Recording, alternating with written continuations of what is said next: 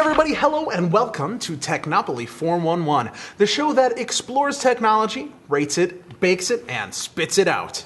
We'll talk about hardware, software, gadgets, and all that swanky stuff you love. So come along for the short journey into geek bliss. Similar to ignorance, But not really at all.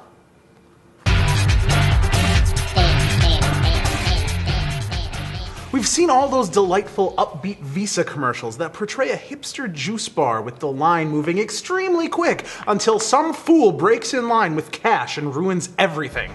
Now, Google, MasterCard, and Citigroup have upped the ante, and they're trying to embed new technology in Android phones that would enable consumers to simply wave their phones in front of a scanning device to pay for physical purchases. This technology comes in the form of a mobile payment application. If you have accounts with the companies getting on board with the new app, you may never have to swipe a card again. But with Google involved, expect to see ads as a key part of the process.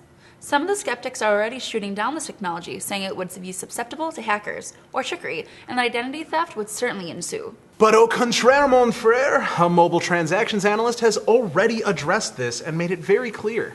Instead of having problems, the mobile way of paying bills would actually be safer than the traditional magnetic strip on the back of your regular cards. Now, the new no-contact method of scanning your digits makes snatching your info even more difficult for would-be criminals. Besides, magnets are all 2010 and ICP. While this sounds really hip and cool, our only concern is what happens now when you lose your phone.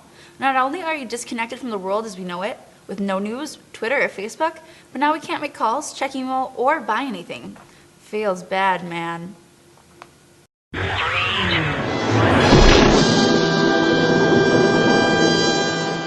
Today's gopher has us looking at a Zoom H2 portable recorder. This is an audio-only capture device that is gaining popularity on the coattails of DSLR video.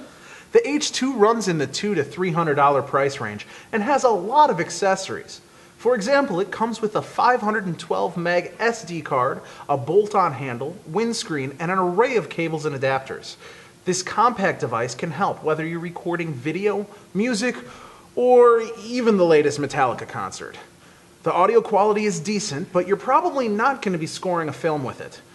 If you're looking to get something done, the option it presents is very viable for something like a podcast. I like how it comes with an SD card. It seems like you can just take it out of the box and get it to work. Yeah, just about. I mean, you can also record without a memory card through the USB jack, direct to PC or Mac systems. The one thing that really bothers me is all the cool stuff that this thing does is buried deep in menus, and it's kind of hard to do things on the fly. That's true, but don't forget about the surround sound. It actually has 4 independent microphones built in to enable the feel of surround sound. Very nice point. That does boost the street cred a bit.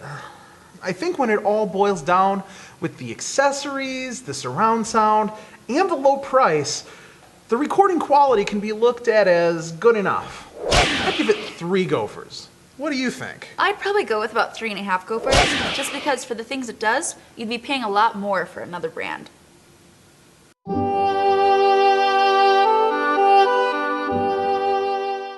In other news, a toy company, which will go unnamed, is now producing a doll that needs to be breastfed. Please, don't adjust your audio settings, you heard me correctly. The toy that is supposed to instill a nurturing sense into little girls sells for around $100 and, to our knowledge, is only released so far in Spain. But just because it's not in the States yet, doesn't mean that the controversy of the doll hasn't hit a nerve with Americans. Some people say that there's no reason that little girls need to know what or how to breastfeed an infant. Honestly, when I was younger, I was much more concerned with climbing trees and riding my bike.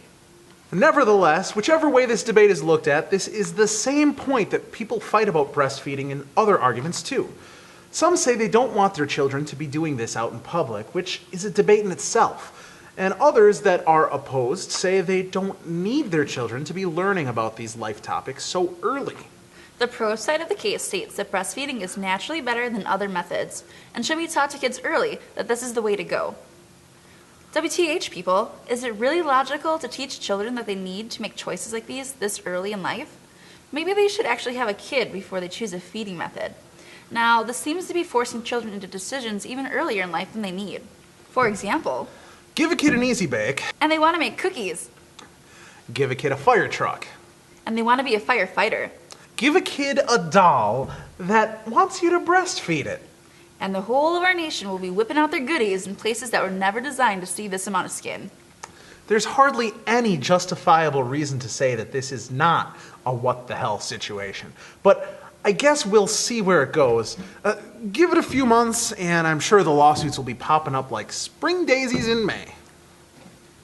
Well, that's our show for today, folks. If you like what you see, go ahead and click subscribe. And leave us some comments below. I promise we will read them, maybe even respond. I'm Nick Wattier. I'm Amber Marion. And you just got the The Technopoly Technopoly 411.